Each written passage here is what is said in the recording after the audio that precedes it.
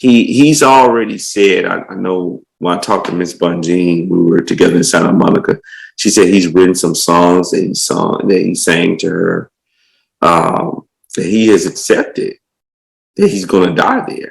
He's accepted that. Mm-hmm. Will there be an appeal? Oh, yeah, she's definitely filing an appeal, but do you know how long an appeal takes? You know, the difference. Here's what happened. Here's what happened with Mr. Cosby. The reason why his appeal happened so quickly, he did 2 years and 10 months, but he had a voice speaking for him.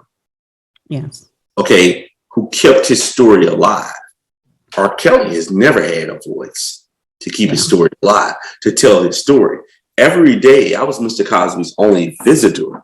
Every day, I visited. Every time I visited him, I did a media interview, talk about him. When the prison was doing something egregious or duplicitous against him and against any other inmate, and I found out about it, hey, I went straight to the media.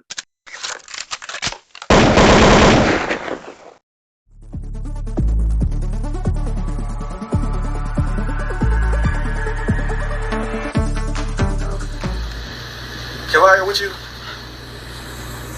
What? ACT, did you see this? Look, if it ain't official Dana J, Levi for Kelly, Primadonnanews, I don't even want to see it. Some of us are very aware of what's going on right now.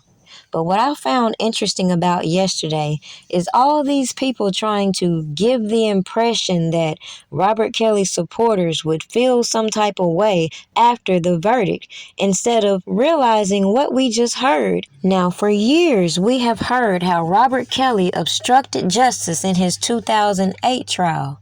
But according to this jury, they didn't find that the other defendants and Robert Kelly obstructed justice. But it's very interesting, the mainstream media platforms, they're just going to run with the Robert Kelly is guilty and bypass what this could mean for his appeal. Now, over the course of all this time, I've compiled a lot of the information that led me to my personal beliefs. And when I saw these individuals actively trying to persuade the public and engage with all these people, it became clear as day why I don't believe Robert Kelly tried to coerce, intimidate, or anything when it came to these accusers. However, you can see on these platforms, a lot of individuals have a sour taste in their mouth as a result of all of these janky-ass individuals and the activities they engaged in trying to change public perspective. So when you hear individuals continuously harp over the fact that Robert Kelly refused to take a plea deal, it should sink in. Why would he take a plea deal for something he doesn't believe he did, when we see all these other people who grasped toward these plea deals who obviously committed crimes? Some thought they were really manipulating Robert Kelly's true supporters, and what they failed to realize is the more they came out here talking, the more it became apparent what's really at play here. Contrary to popular belief, Robert Kelly put a lot of the turmoil going on in his life in his music, so his core fans know exactly what's going on. Yet sometimes it takes a little uncomfortable and controversial talking points in order to solidify what I have been revealing to you all this time. Now, with this video, I'm going to drive home a very valid talking point that I made long ago, in which so many people have been triggered to speak about now, when it comes to the tragedy in PNB Rock and how his girlfriend is being blamed for sharing their location. What's strange is when I came on my platform and shared the information that Cash Jones said and how these fanatics were leaking information, doing all this janky ass shit, and obviously trying to clean her hands from all of the activities she engaged in, it should be apparent where I'm about to go with this topic. Now, as we observe being reported from this trial, it becomes very obvious the information I gave you as to Demetrius Smith's role in enticing these girls to go to an individual such as Susan Loggins to get a bag.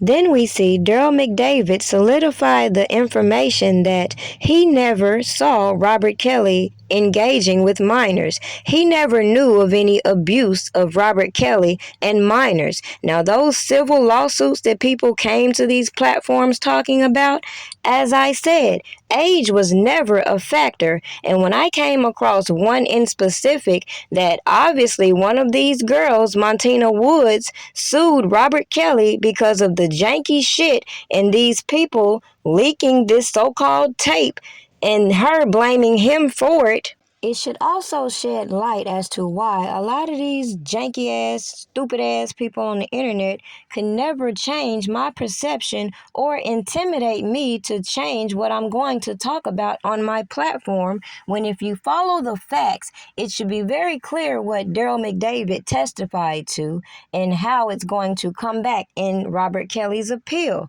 This man specifically laid out information that I gave you into this whole plot against Robert Kelly, from paying individuals to get next to him to lying about their age, the whole works. Yet for some strange reason, some of the agitators thought that the true supporters would turn their back when this fight is just getting started. We see the difference between the defense now and the defense that sat by for 3 years not doing a damn thing. Meanwhile, we got all the time to do these interviews. We got all the time to try to run up these streams on these platforms doing the leg shaking challenge. We got all the time to engage with all these obsessed fanatics doing the most. But for some strange reason, we couldn't get these janky ass tapes thrown out in the beginning stages. Does it change the fact that those tapes are not authentic? No. Does it change the fact that there was a lot of misconduct that played out on these platforms? No. Does it change the fact that we saw all these people scamming in the name of Robert Kelly? That shows us the type of individuals who should have been investigated, as we saw them build all these janky ass platforms, perpetrating as though they give a damn about the black woman when they show us exactly what it is. They wanted us to gravitate towards certain individuals just so they can come back out here and try to prove their point and how right they are. But at the end of the day, they only proved to me why I said all these motherfuckers is janky. Every last one of these people who have spent their time talking about bullshit instead of, as they said, talking about the real issues, helping real women, doing solid, honorable things instead of playing with people's emotions. What was funny is watching every last one of these people who conspired behind the scenes get on these platforms and fall out one by one. And that was the tea for me. All this other bullshit they had going on, nothing to do with me. Okay? But anywho, back to the topic at hand. Let's break down Chuck Freeman's testimony first and foremost. Because again, as the jury decided, there was no obstruction. So what does that say about janky ass Michael Avenatti and his bullshit that he perpetrated all that time, talking about how they going after the enablers just for us to sit back and let them slide to the back after being propped on Surviving R. Kelly as these victims? Ignore the facts these alleged victims are implicating them in crimes too, but because the media is only going to focus on Robert Kelly, we're not going to put 2 and 2 together to see what I've been putting out here on these platforms, and that instead of giving out all these immunity deals, they should have first prosecuted all these janky motherfuckers. Then you wouldn't have a person like me calling out the bullshit, right? The icing on the cake is the confirmation, as I said. These people never had the original copies, so even back in the '08 trial, all of this chain of custody is in question and how these people were allowed to allegedly just stash these so-called tapes around, and then when it comes to court, we find out it's supposed to be Lisa Van Allen and Drea Kelly on the tape. Meanwhile, some other janky-ass people fabricate this other bullshit, manufacture it, distribute it, and then try to extort Robert Kelly. Then you find out this other dumbass didn't even tell you the fact that it wasn't even solely about a tape, that this man's personal property was stolen as well. And these dumb motherfuckers take the shit to a pawn shop and wonder why they get in trouble. But they leave all that shit out in the mainstream media. Yet we are supposed to swallow the pill that Robert Kelly did not obstruct justice in 2008, which would mean that Jane lied on her own behalf. And as I show you how they flipped another Jane in the New York case, nobody puts two and two together to see why I severely doubt Robert Kelly was coercing and enticing anybody to do anything. Yet let me take it a step further for the slow bus riders. The same point I made in bringing up Merlin Santana and how he was taken out of here by a 15-year-old.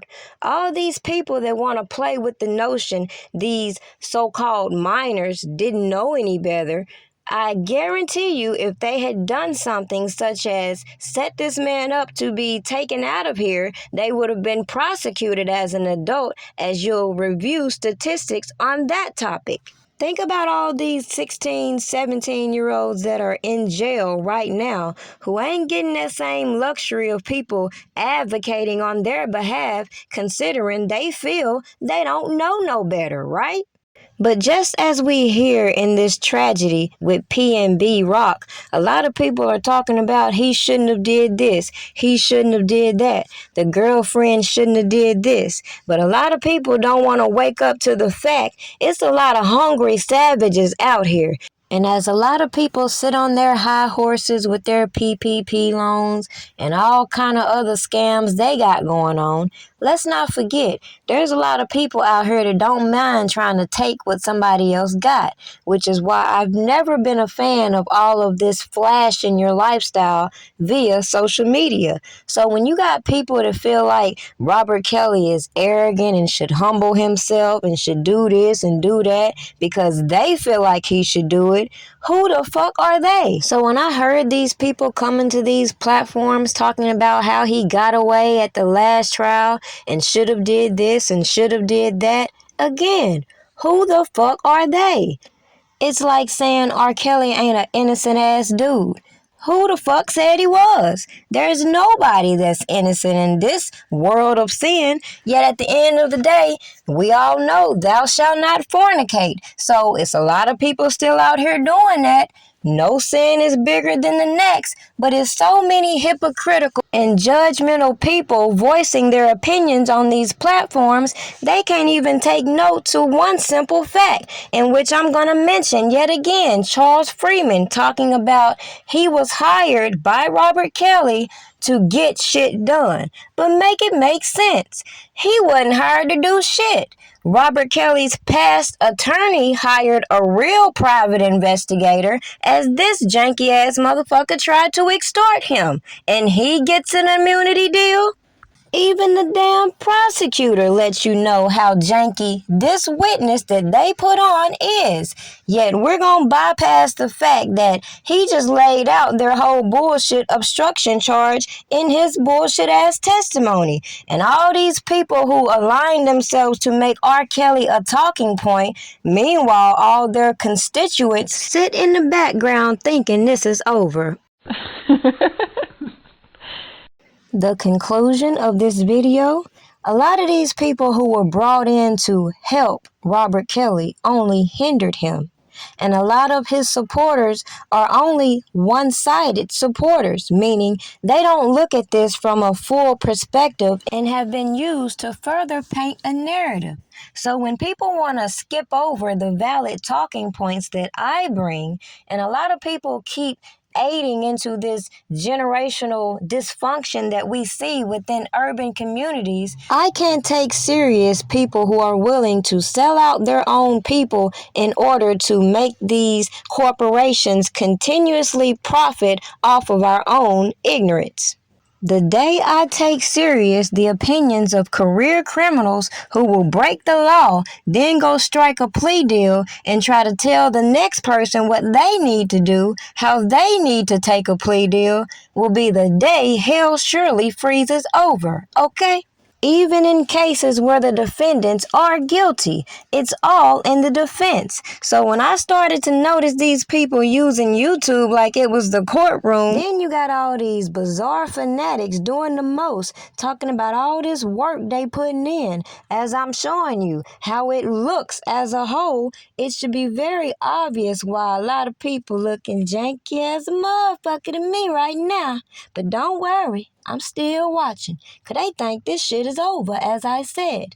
And like I told you long time ago, they fucked up when they start playing with me. The problem is a lot of these audiences have gotten sidetracked with all of these personal beefs taking the focus off of the information that should be setting in as to why these people should be investigated, instead of enabling all of these criminal conspiracies to play out on these platforms and then manipulate the public's perspective. Now let me re-emphasize the purpose in this video. We all know the history behind Daryl McDavid and the fact that he outlined this big extortion plot under oath is what I laid out in a lot of my content that I felt was a motivating factor to a lot of these accusers, a lot of these janky ass people manipulating these platforms. We also know that Keith Muriel tried to pawn jewelry which he knew was stolen from Robert Kelly. So when we hear all of these shenanigans that the government tried to conceal as obstruction of justice, and we see the jury come back and tell us, we don't believe that, it shouldn't be far-fetched for people to see how when it comes to this appeal and going over the transcripts of what these people testified under oath versus what they have put in these articles and interviews, that is where the vindication will come, where a lot of people seem to have missed me say. Just like you hear people who haven't read the paperwork or the transcripts try to manipulate Daryl McDavid's testimony in saying they tried to throw the past attorneys under the bus when that attorney's note clearly indicates that Robert Kelly didn't hire Charles Freeman, that Charles Freeman is a big old extortionist, and that the government desperately tried to conceal this. With that being said, stay tuned as I continue to reveal the information that I have perceived from the paperwork compared to the information the prosecutors want us to believe. Come home with me.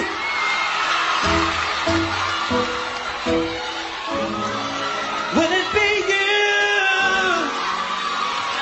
Or will it be you? Or will it be one of you?